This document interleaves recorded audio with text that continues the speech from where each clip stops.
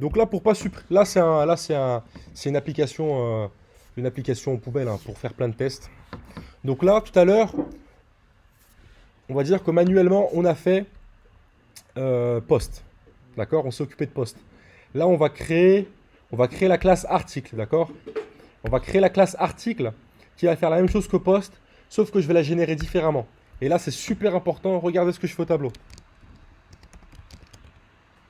Donc là, plutôt que de faire raise controller, raise model, raise views pour tout générer, pour générer les choses petit à petit, je vais faire raise generate scaffold de article qui va prendre les mêmes data que post, d'accord?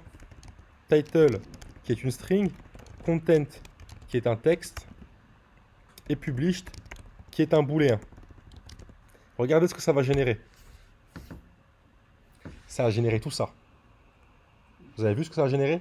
Ça a généré mon fil de migration, ça a généré mon modèle article directement, les tests unitaires pour mon modèle, ça a même rajouté une ligne sur mon fichier de route, donc ressources articles, qui va vous permettre de générer une route pour toutes les actions qui sont contenues dans le contrôleur de articles.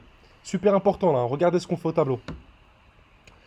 Ça a généré un contrôleur article contrôleur, vous allez voir avec les actions du CRUD par défaut. Vous savez ce que ça veut dire CRUD ou pas?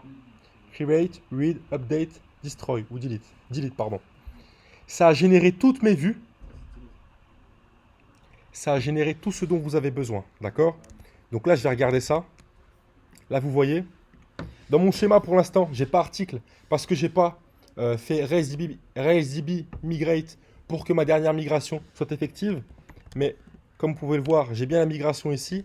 Je vais simplement rajouter que par défaut, je veux que mon booléen il soit à false. Parce que en programmation, par défaut, un booléen en base de données il doit avoir une valeur par défaut. Ça fait partie du code clean. Hein. De clean code, pardon. C'est des conventions pour écrire du bon code. Et là, vous voyez, j'ai déjà mon article contrôleur avec toutes les actions créées par défaut. Regardez, j'ai index. Index qui va retourner tous les articles. Show, new pour créer un nouvel article, edit pour l'édition, create pour la création, update, destroy. Tout ça, on l'a fait avec une seule ligne de code. Et là, regardez, si je vais dans mon fichier route.rb, j'ai une nouvelle ligne qui s'est ajoutée, c'est ressources articles. À quoi est-ce qu'elle me sert cette ligne-là? Ressources articles, et ça vous pouvez voir dans la documentation de Ruby, en Rails, pardon. Ne vous fiez pas à ce que je vous dis. Chaque fois, allez regarder ce que vous dit la documentation pour en savoir un petit peu plus. Ça a créé les routes pour mes actions, pour mon contrôleur article, pardon. Donc là, je me rends sur mon application. J'ai une erreur parce que ma dernière migration, elle n'est pas effective. Donc pour la rendre effective, il faut que je fasse Rails, db migrate. Là, je réactualise ma page. J'ai que Hello World. C'est normal. Là, ce que je vais faire, c'est que je vais taper Rails/info/route pour avoir toutes mes routes. Je vous demande pas de connaître cette page-là par cœur, parce que la vérité, c'est que Rails info route. Mais la vérité, c'est que si vous vous souvenez pas de la page, vous tapez n'importe quoi ici, et par défaut, ça va vous renvoyer vers la page de toutes les routes. Et là, vous voyez, vous avez l'ensemble de vos routes. Donc là, en plus du route path qu'on avait ici initialement, vous avez /article. Et là, si on va sur /article, ça va nous renvoyer sur l'index. Et vous voyez là, j'ai une vue par défaut qui a été créée par Ruby on Rails avec un tableau qui contient title, content et published. Là, je clique sur New Article. J'ai un formulaire qui est fait directement. Là, je mets titre de mon article. Dans Content, je mets contenu de mon article. Published, je le coche. Là, je crée l'article. Et là, j'ai la vue de mon article. Vous voyez? Article was successfully created. Mon article, il a été créé. Là, je fais retour. J'arrive sur la page des articles. J'ai la page qui référence tous mes articles. Là, en vérité, il suffit juste que vous mettiez un peu de style CSS. Et ça y est, vous avez un moteur de blog. Voilà. Et ça, c'est ce qu'on va pouvoir faire pour les users, pour les commentaires, pour tout le reste. Ok? Et ça, on l'a juste fait avec Raise, Generate. Tout ce que vous voyez là, on l'a fait avec un simple scaffold. Vous voyez? Et là, du coup, vous allez comprendre toute la puissance de la programmation orientée objet et des classes qu'on a vues précédemment.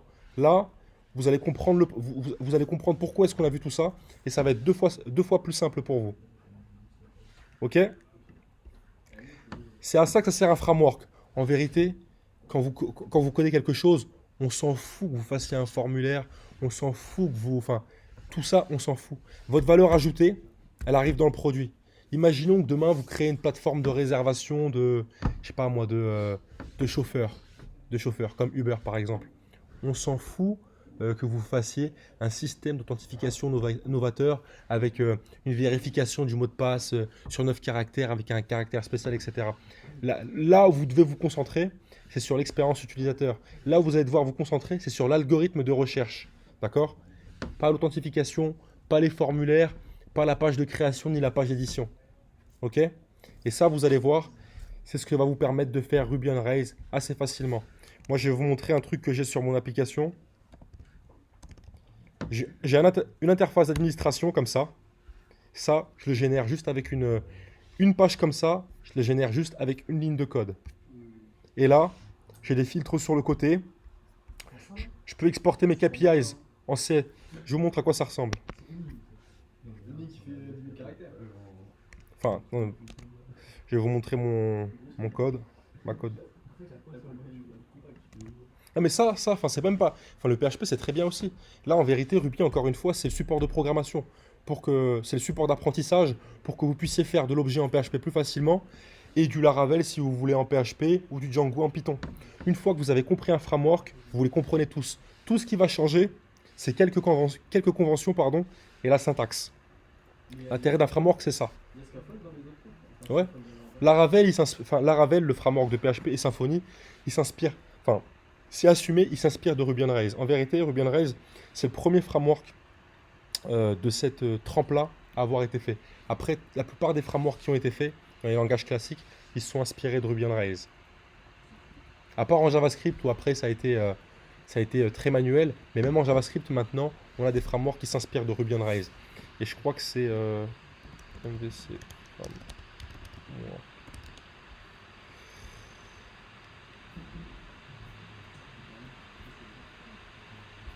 Alors il y a Sales.js, mais il y en a un récemment qui a été sorti, euh,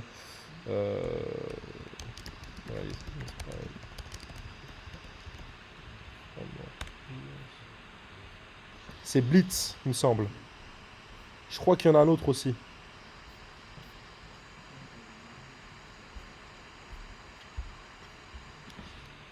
Mais voilà. En tout cas, là, on a vu une partie simple. Cet après-midi, je vous montrerai des parties plus complexes, des choses plus complexes à faire avec Ruby on Rails. Et dans tous les cas, vous repartirez de cette semaine immersive avec un système d'authentification. D'accord? En vérité, là, on a un moteur de blog. Tout ce qui manque, c'est du style CSS. Tout ce qui manque, c'est du style CSS.